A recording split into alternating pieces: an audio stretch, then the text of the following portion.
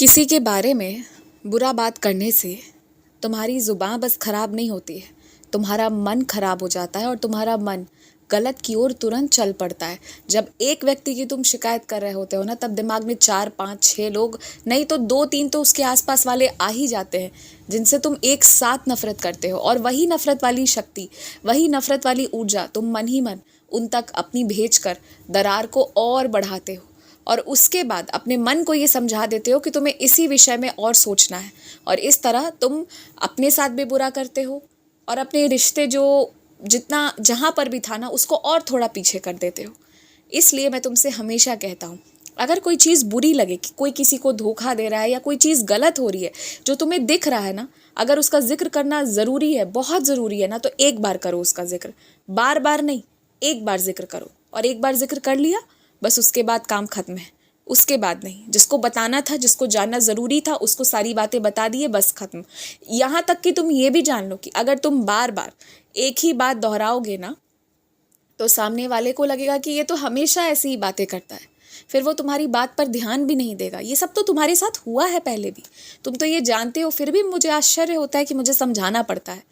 तुम जैसे आज ही देख लो, तुमने अपना एक अच्छा बहुमूल्य समय, इससे अच्छा तुम सो लिए होते, थोड़े शरीर को आराम मिल गया होता, पर वो करने की बजाय तुम बेकार की बातों में, इधर उधर की बातों में लगे रहे, और अंत में परिणाम क्या हुआ? कुछ नहीं मिला तुम्हें उससे।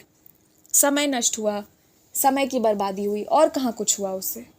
तो ये सारी चीज़ों से, इन सारी गतिविधियों से थोड़ा बचना है अब तुम्हें। और एक बात जान लो, तुम एक बात अब जान लो, दिल लगा कर अब जो काम करने का सोच रहे हो, जो काम नहीं, जो काम, बस अब उसके बारे में सोचो कि उसको कितने अच्छे से तुमने पूरा करना है। उसके लिए लक्ष्य बनाओ, उसके लिए क्या करोगे, क्या किन चीज़ों का इंतज़ाम करना ज़रूरी है, उसके बारे में जानो बस। और कुछ करने की आवश्यकता नहीं है। और थोड़ा बहुत निवेश करना पड़े तो उससे हिचकिचाओ मत। अगर तुम्हें बहुत बढ़ोतरी चाहिए तो थोड़ा तो निवेश करना पड़ेगा, तो वो मेरा नाम लेकर करो, नुकसान नहीं होगा तुम्हारा, ये मैं तुमसे वादा करता हूँ। तुम अपने घर को सजाने के लिए जो छोटे छोटे सामान लेकर आए हो दुकानदार से खूब तारीफ करके, वो सामान तो तुम्हारा ख़राब निकल रहा है। तुम उस दुकानदार को ज़रूर इस बारे में अवगत कराना कि तुम्हारी चीज़ें ख़राब निकल रही हैं। और अब वो 10 रुपये, 20 रुपये या 100 रुपये की हैं, इससे कोई फ़र्क नहीं पड़ता। पर जो चीज़ अच्छे से नहीं चल रही है, जिसकी तुमने कीमत अदा की है पर तुम्हें पछतावा हो रहा है, अब वो चीज़ देकर मत आना। अब एकदम मत लेकर आना, बर्बाद थोड़ी करना है तुमने।